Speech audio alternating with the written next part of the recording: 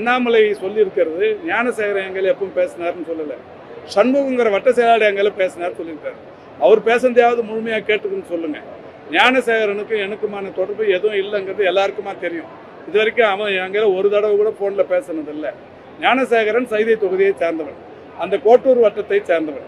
நான் ஒரு முறை மழை வெள்ளத்துக்கு நானும் துணை மேயர் மகேஷ்குமாரும் அலுவலர்களும் போனப்போ காலை சிற்றுண்டியை வட்ட செயலாளர் வாங்கிட்டு வந்து அவன் வீட்டு வாசலில் சாப்பிட்டு வச்சார். அப்போ என் கூட ஒரு ஃபோட்டோ எடுத்ததை தவிர அவனுக்கு எனக்குமான எந்த தொடர்பும் இல்லை.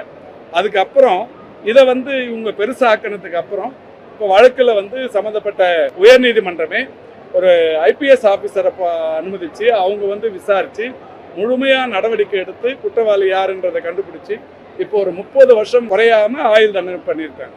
இதில் நீதிமன்றமே காவல்துறையின் நடவடிக்கையை பாராட்டியிருக்கு. இந்திய வரலாற்றிலேயே இந்த குற்றச்சாட்டுக்கு ஒரே ஒரு 5 மாதத்தில் நடவடிக்கை எடுத்திருப்பது என்பது இதுதான். இதில் அவர் அண்ணாமலை சொல்லி இருக்கிறதுங்கிறது, இந்த சண்முகங்கிற வட்ட செயலாளர் எனக்கு ஃபோன் பண்ணதாக சொல்லியிருக்காரு. நான் இதுக்கு ஏற்கனவே பதில் சொல்லிட்டேன். எனக்கு 83 வட்ட செயலாளர் இருக்கிறாங்க. வட்ட செயலாளர்கள் அன்றைக்கி அந்த சண்முகம் எனக்கு ஃபோன் பண்ணதுக்கு காரணம், அதே வட்டத்தில் ஒரு 2000 பேருக்கு நலத்திட்ட உதவிகள், முதியோருக்கு நலத்திட்ட உதவிகள் தரத்துக்கான ஒரு நிகழ்ச்சி, அதுக்கு எப்போ வரீங்கன்னு கூப்பிட்றதுக்காக என்னை ஃபோனில் கூப்பிட்டுருக்காரு.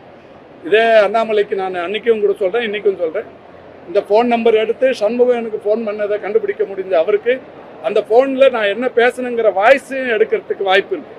வாய்ஸ் தெரியும், என்ன பேசணும், அவர் என்ன பேசினார், நான் என்ன பதில் சொன்னங்கிறது தெரியும். அதையும் எடுத்து வெளியிட்டாருன்னா ரொம்ப நல்லாயிருக்கும்.